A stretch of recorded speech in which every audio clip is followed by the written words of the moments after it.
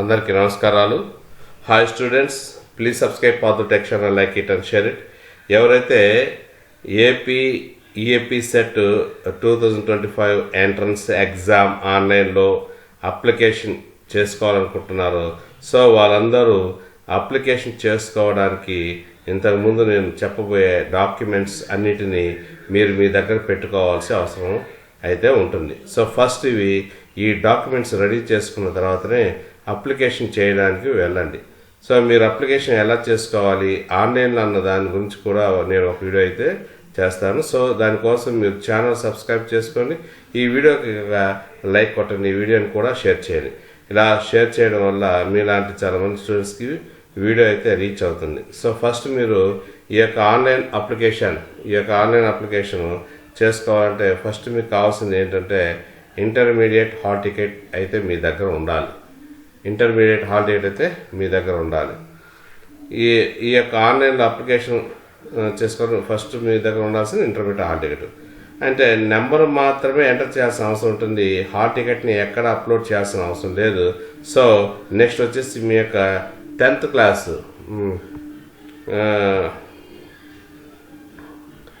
So మీ యొక్క 10th class number, hall ticket number కావాల్సి వస్తుంది అన్నమాట.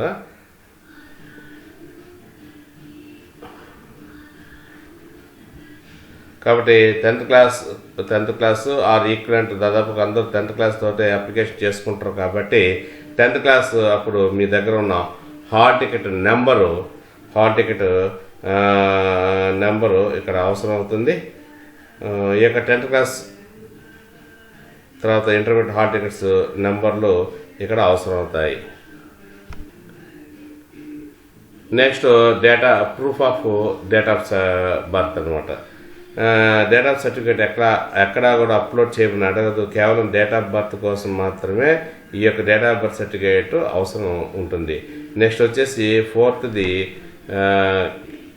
వచ్చేసి క్యాస్ట్ సర్టిఫికేట్.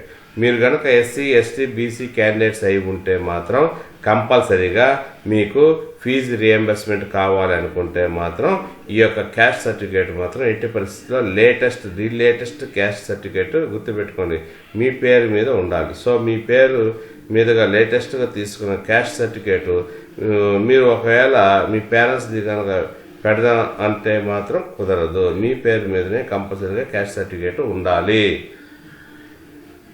కాబట్టి దీన్ని రెడీ చేసి పెట్టుకోవాల్సిన అవసరం ఉంటుంది. నెక్స్ట్ వచ్చేసి ఆధార్ నెంబర్. మరి ఆధార్ నెంబర్ మాత్రమే ఎంటర్ చేయమని అడుగుతుంది, ఎక్కడ మిమ్మల్ని ఆధార్ని అప్లోడ్ చేయమని అడగదు. కాబట్టి మీరు ఆధార్ నెంబర్ ఒకటి రాసుకొని మీ దగ్గర ఉంచుకోవాల్సిన అవసరం అయితే ఉంటుంది. నెక్స్ట్ వచ్చేసి ఒకవేళ మీరు స్పెషల్ కేటగిరీ అయితే ఫిజికల్ హ్యాండిక్యాప్డ్ కానీ, ఎన్సీసీ కానీ, స్పోర్ట్స్ కేటగిరీ కానీ, సో ఆంగ్లో ఇండియన్స్ ఇట్లాగ మీరు ఏదైనా సపరేట్ కేటగిరీ వాళ్ళు అయి ఉంటే మాత్రం మీకు నేను చెప్పిన ఫిజికల్ హ్యాండిక్యాప్డ్ ఇప్పుడు ఎన్సీసీ స్పోర్ట్స్ సర్టిఫికేట్స్ కనుక మీరు ఉంటే మాత్రం ఇవి కంపల్సరీగా ఈ నెంబర్స్ ఈ డీటెయిల్స్ ఎంటర్ చేయాల్సిన అవసరము ఉంటుంది. మీకు ఈ సర్టిఫికేట్స్ లేదనుకుంటే మాత్రం అప్లికేషన్లో పెట్టుకోవాల్సిన అవసరం ఏమి లేదు. ఇంకోటి very very very important, income certificate. ఈ ఇన్కమ్ సర్టిఫికేట్ 80% లేటెస్ట్ మీ సేవ నుంచి తీసుకున్నదే ఉండాలి. ఆ మీ సేవ నుంచి తీసుకున్న నెంబర్ని మీరు ఎంటర్ చేయాల్సిన అవసరం ఉంటుంది. దట్ 1 lakh లోపు మీ ఇన్కమ్ ట్యాక్స్ ఉందా, మీ ఇన్కమ్ అబౌట్ 2 lakhs లోపల ఉందా, అబోవ్ ఉందా, ఇలాగా మెన్షన్ చేయాల్సి ఉంటుంది అనమాట. మీ ఇన్కమ్ అన్నది బిలో 2 lakhs లోపు ఉంటే మాత్రమే మీకు ఫీజు రియంబర్స్మెంట్ వచ్చే అవకాశం అయితే ఉంటుంది. కాబట్టి ఇన్కమ్ సర్టిఫికేట్ తీసుకునేటప్పుడు కొంచెం జాగ్రత్త, అది కూడా మీ పేరు మీదనే ఉండాలి. ఇంకా economically weaker section certificate, EWS అంటాము. ఎకనామికల్లీ వీకర్ సెక్షన్ అంటే మీరు కట్టే ఫీజులో రాయితీ రావాలి అని అనుకుంటే మాత్రం ఈ ఓసీ వాళ్ళు ఎకనామికల్లీ వీకర్ సెక్షన్ సర్టిఫికేట్ అనేది సబ్మిట్ చేయాల్సిన అవసరం ఉంటుంది. అది కౌన్సిలింగ్ అప్పుడు. బట్ ఇప్పుడు మాత్రం మీ నెంబర్ని ఎంటర్ చేస్తే సరిపోతుంది. ఇంకా నెక్స్ట్ వచ్చేసి రేషన్ కార్డ్ నెంబర్ కూడా కావాల్సి ఉంటుంది. రేషన్ కార్డ్ నెంబర్ కూడా మనకి కావాల్సి ఉంటుంది. రేషన్ కార్డు నెంబర్ మాత్రమే మీరు ఎంటర్ చేయాల్సిన అవసరం ఉంటుంది. నెక్స్ట్ వచ్చేసి మీ యొక్క స్టడీ రెసిడెన్షియల్, సో మీ యొక్క స్టడీ అండ్ రెసిడెన్షియల్ డీటెయిల్స్ అడగడం జరుగుతుంది. అంటే మీరు ఫస్ట్ క్లాస్ నుంచి ఇంటర్మీడియట్ ఫైనల్ ఇయర్ వరకు మీరు ఏ స్కూల్లో ఏ డిస్ట్రిక్ట్లో అంటే ఏ డిస్ట్రిక్ట్లో చదివింది అనేది మాత్రమే అడగడం జరుగుతుంది. కాబట్టి మీరు ఈ ప్రూఫ్స్ని కూడా రెడీ చేసి పెట్టుకోండి. ఇక వీటితో పాటు మీ యొక్క ఫాదర్ నేమ్ ఎంటర్ చేయాల్సి వస్తుంది. అలాగనే మీ యొక్క ఫోన్ నెంబరు, ఈమెయిల్ ఐడిని ఎంటర్ చేయాలి. ఫోన్ నెంబర్ విషయంలో మాత్రం వేరే వాళ్ళు ఇవ్వద్దండి, టెంపరీ కూడా. సో మీ దగ్గర ఉన్నటువంటి మీ నెంబర్ మాత్రమే ఇవ్వండి. సో దీనివల్ల చాలా బెనిఫిట్స్ అనేటువంటివి ఉంటుందన్నమాట.